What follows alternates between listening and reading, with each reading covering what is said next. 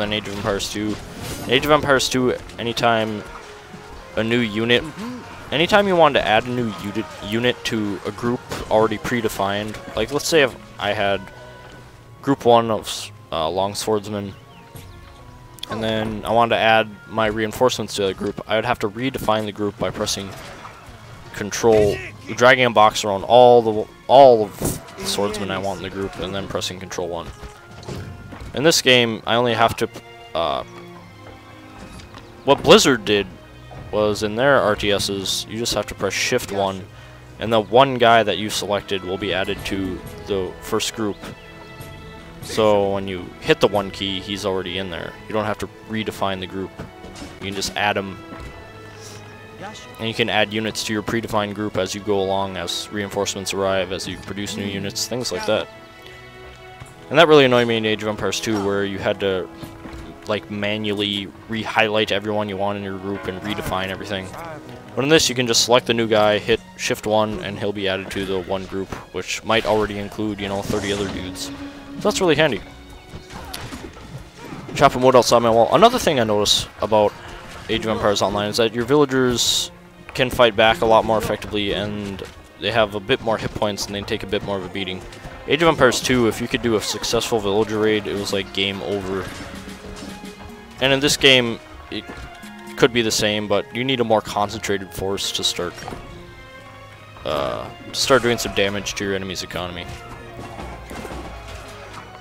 So up close and personal, of course archers are better, should fare better against these dudes, but up close and personal they don't.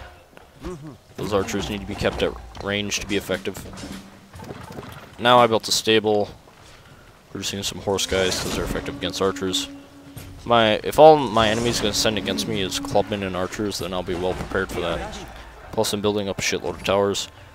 And the towers actually, although they're not super durable, they're actually really potent in terms of attack. You build a tower by, you know, your villagers who are vulnerable, they have some place safe to run to, plus they'll add so much firepower to that tower that it's going to take quite a large enemy group to bring it down. So I like the fact that you could, you know, invest in a tower and then use it to protect your villagers who might be doing things in a vulnerable position. You know, it doesn't mean your villagers are fucked if your army's off doing something else. That's what I'm trying to say. So here you're just seeing some really core gameplay. I've only really been able to produce 2 military units, and that's the two-handed blade dudes and the horsemen. Now I know the archers are called Toxicities, something like that. And I know my horses will chew them up for dinner, breakfast, lunch, brunch, whatever term you prefer based upon your country. So this is typically what a single player scenario in Age of Empires is like. You know, you have certain objectives, you gotta survive. I'm building a wall, gonna wall off that choke point because, I mean, it's just easily walled off. Might as well do that. If you can wall off an easy choke point, then that limits the amount of options your enemy has for attack paths into your base.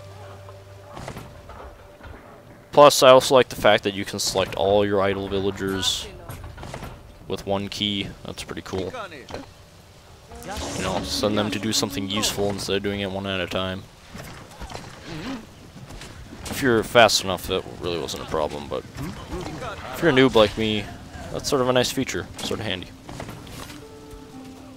So making a gate. I mean, Age of Empires Online has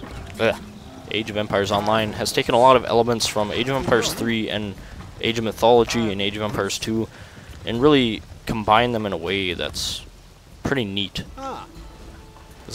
You had to manually build gates in Age of Empires 2, like you had to select your villager, build the gate using a certain hotkey and things like that. It's sort of annoying, but in this game you just select a section of wall you want to become a gate, and you know, it does that. And then, so here's the Chieftain Clitoris. It's gonna go down. Having a pussy-rific time here. Killing off all these enemy units. So, now that I've killed their chief, all I need to do is hold out for a minute more, and I will have won the objective and gain some gold and points to spend, and yeah, I don't want to restart the quest. Victory is almost mine. So 55 seconds remaining. The interface is really well laid out too, I think. I mean, the objectives that you're supposed to accomplish are like right there. They're not in the way. They're not obnoxious on the screen, but they're also easy to just glance over at and say, oh, I need to kill X amount of dudes to win. You know, it's just, I think it's, I don't know, a perfect blend of being not too obnoxious to where your eyes have to wander over it, but to where you could just, what the hell, I lost my train of thought, holy crap.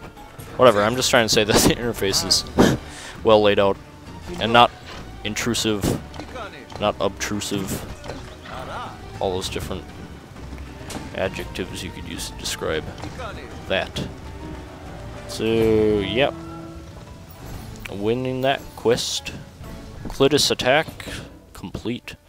So I'll return to my quest city. And then go back to my quest giver. And I will accept, or I'll complete the quest. You can see right there I gain experience and I leveled up due to completing that quest. Now I get to choose a reward. And these rewards will enhance my units in an actual match. So right now I'm just browsing, I'm like, what do I want, what do I want?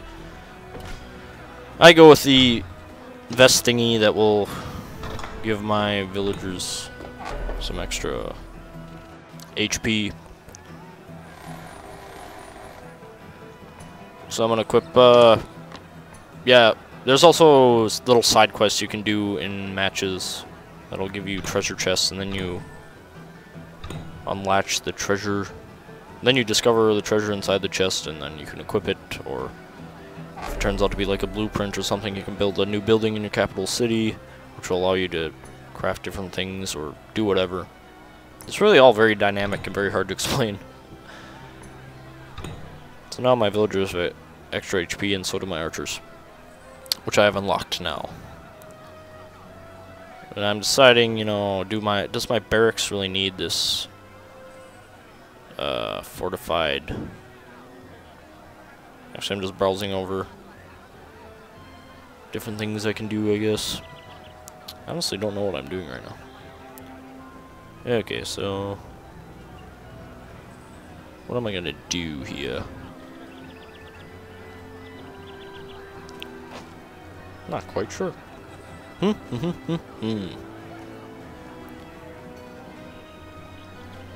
Yeah, I'm just gonna switch around some equipment and make, instead of having my scout equipped with that, I'm gonna equip my actual fighting cavalry unit with it. With that helmet, that horsey helmet. I don't even know what to call that. And I'm gonna end up, my fishing boat doesn't really need any extra health, so my warships do though. That'll come in handy in fights. And then what am I doing? I'm such an indecisive bastard. God. This must be so boring for you people to watch. So yeah, I'm gonna put that there on my town center. So now it has more HP. Excellent. Now here we see the tech tree. This is pretty interesting. I have 3 points to spend, and different tech options require different point values. So you can see right there, the wheelbarrow improves villager efficiency, and it's 2 points to buy. And then if I buy the researcher loom, I'll be able to research it in-game. That doesn't mean I automatically have it. So that's pretty neat. It's just I have access to it now in-game. I have experienced spearmen, which I could purchase, but I'm probably not going to. Utility, what's here? As you can see, I've already purchased the guard tower. I think I'm gonna go with the academy so I can research advanced upgrades. Now I have murder holes and conscription, which will allow me in-game to research those things, and so my towers won't have minimum range. They'll be able to fire at people attacking their base. And I already forgot what the other... Oh, conscription, which will allow me to train units a lot faster. I'm going to skip around and show you the actual PvP portion of the game. So here I'm trying to find an opponent. My little ship with a house on it, sailing through jagged waves. Cool matchmaking animations to keep me preoccupied, I guess. So right now it says 0 players, but that's completely wrong.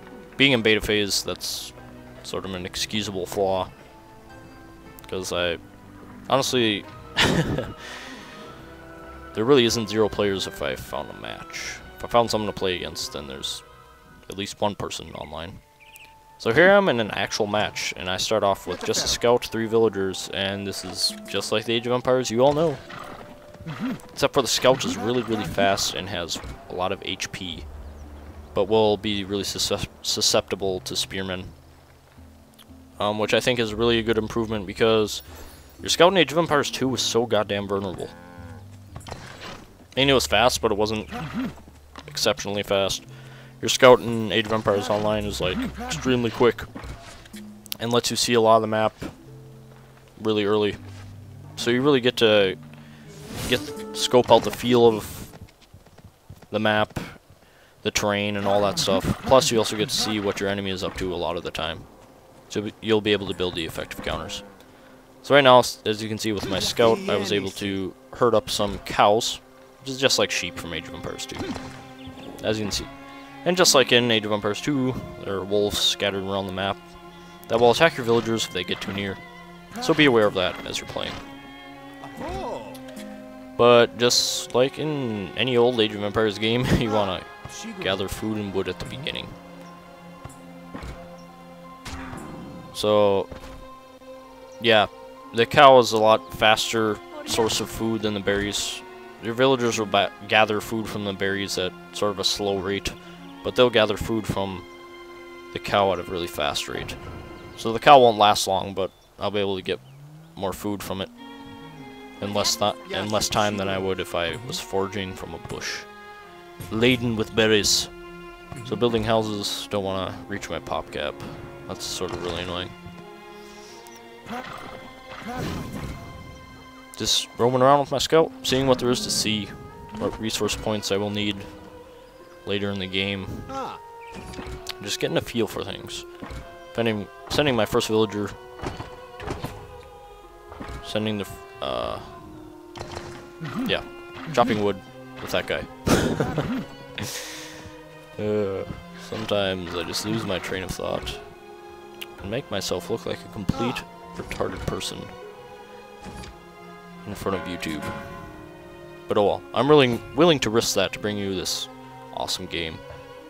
So after I'm done building my houses, got my second wood chopper. He's gonna hack away.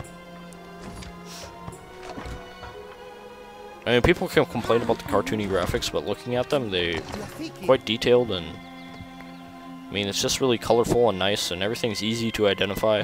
I think I like the graphical direction that the game has taken.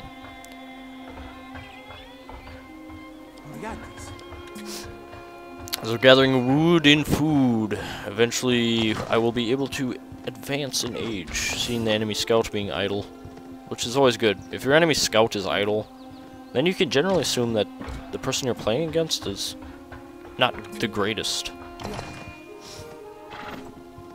I mean, there's little mistakes that your opponent does that you can pick up on and sort of judge their skill level by. You know, sort of like having his wood choppers way far away from the town center. This town center is not going to be able to defend those wood choppers, so I'm going to keep that in my back pocket and break out a little strategy later that will hinder his villagers, his economy. I also like the fact that in this game there's just one drop-off building. In Age of Empires 2